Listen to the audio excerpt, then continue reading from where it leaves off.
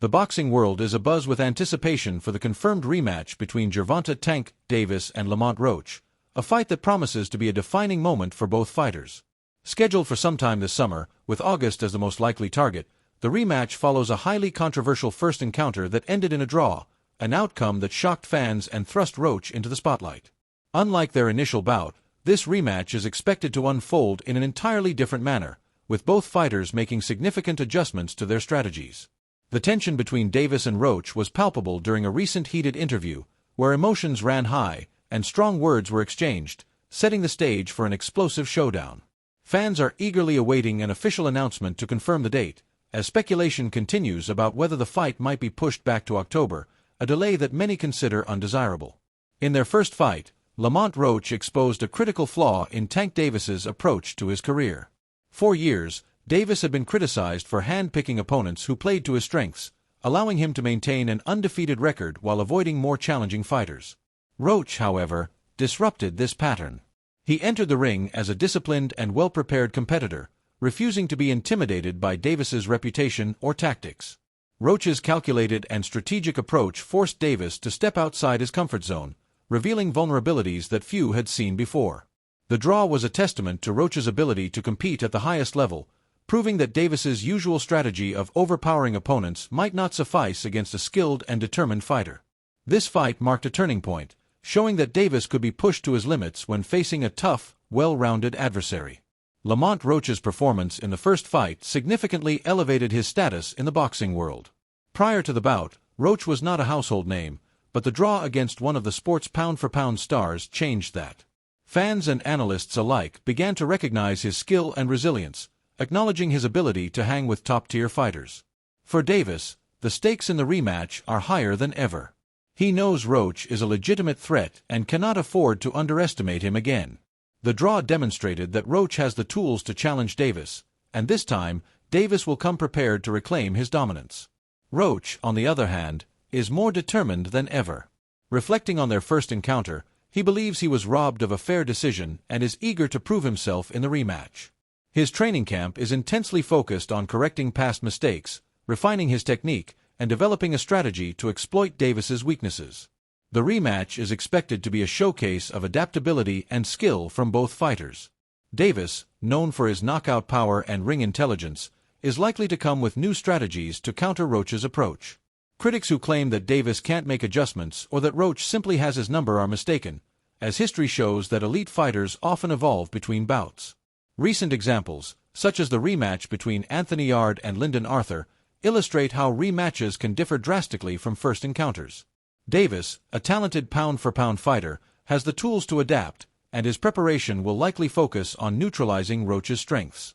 Roach, meanwhile, is a skilled fighter in his own right, and his familiarity with Davis's style, stemming from their shared amateur background, gives him a unique advantage.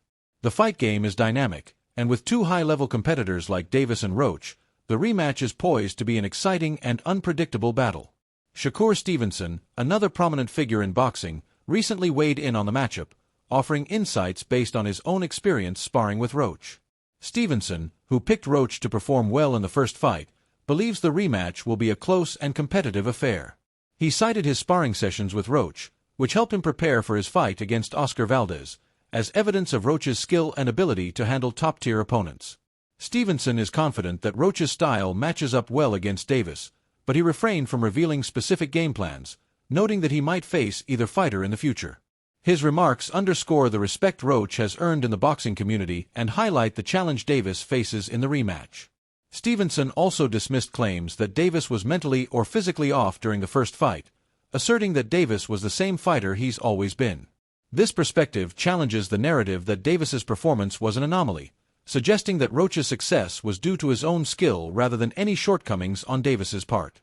Lamont Peterson, a former world champion, provided additional context on Davis's power, offering a nuanced take on his punching strength. Peterson, who has faced Davis in the past, acknowledged that Davis hits hard but noted that he wasn't the hardest puncher he's encountered. He compared Davis's punches to those of Jonathan Owendo, a fighter whose shots carried a unique intensity that stood out in Peterson's career. This insight highlights the range of power Peterson has faced and underscores the durability Roach will need to withstand Davis's onslaught in the rematch. Despite Davis's reputation for knockouts, Roach has shown he can handle significant punishment, and his move up in weight for this fight has not diminished his confidence. Roach has studied Davis extensively and believes he can exploit weaknesses that others have overlooked. The public reaction to the first fight has been a mix of admiration for Roach's performance and criticism of Davis for failing to secure a knockout.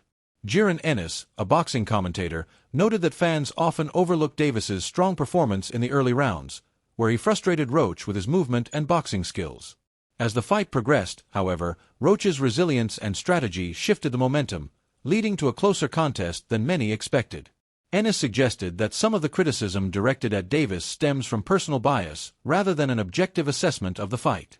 He scored the bout as a draw or slightly in Davis's favor, acknowledging Roach's impressive effort but arguing that he didn't do enough to win outright. This analysis reflects the complexity of evaluating boxing performances, where public perception can sometimes overshadow tactical nuances. Roy Jones Jr., a boxing legend, also shared his thoughts on the matchup, emphasizing Roach's skill and experience. Having trained Roach for years, Jones believes he has always had the potential to compete at the highest levels, and his performance against Davis confirmed that. Jones warned against underestimating Roach, noting that his familiarity with Davis's style, rooted in their shared background, makes him a formidable opponent. While Davis is favored to win, Jones stressed that this is not a routine fight. Roach's ability to challenge Davis in the late rounds will test the latter's endurance and adaptability, making this a critical hurdle for Davis before he can look ahead to future matchups. Jones's comments highlight the respect Roach commands and the danger he poses in the rematch. Beyond the in-ring dynamics, Davis faces external challenges that could impact the rematch. Turki Alalshik, a prominent figure in boxing promotion, revealed that some competitors are attempting to hinder Davis's plans by blocking venues, particularly in Houston. This tactic, known as counterprogramming, involves scheduling rival events at the same time or in nearby locations to draw attention and crowds away from Davis's fight. Such strategies are not uncommon in boxing and other industries like music, where promoters may engage in underhanded practices to sabotage competitors. Alalshik described this as a form of blackballing, where promoters or rivals work to limit a fighter's opportunities by denying them access to preferred venues or scheduling conflicting events. These business tactics add another layer of complexity to Davis's preparation, as he must navigate these obstacles to ensure a successful event. The controversy surrounding the first fight has only heightened interest in the rematch. Some fans and analysts believe Roach deserved the victory, pointing to a contentious moment involving a knee that sparked debate about the judge's decision. Others argue that Davis did enough to win, particularly in the early rounds, but failed to close the show as expected. The draw has fueled speculation about how both fighters will approach the rematch, with Roach determined to prove he can defeat Davis outright and Davis eager to reassert his dominance. Roach's confidence is bolstered by his belief that he was unfairly denied a win in the first fight, and his training camp is focused on delivering a more polished performance.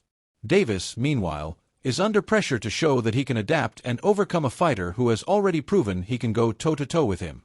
As the boxing world awaits an official announcement, the consensus is that an August date makes the most sense, aligning with the schedules of both fighters and the expectations of fans. A delay to October would be disappointing, as it would prolong the speculation and potentially disrupt the momentum building around the fight. Regardless of the date, the rematch is poised to be a defining moment for both Davis and Roach. For Davis, it's an opportunity to silence doubters and prove he can overcome a legitimate challenge. For Roach, it's a chance to solidify his status as a top-tier fighter and potentially pull off one of the biggest upsets in recent boxing history. With both fighters bringing their best to the ring, the rematch promises to be a thrilling and unforgettable clash.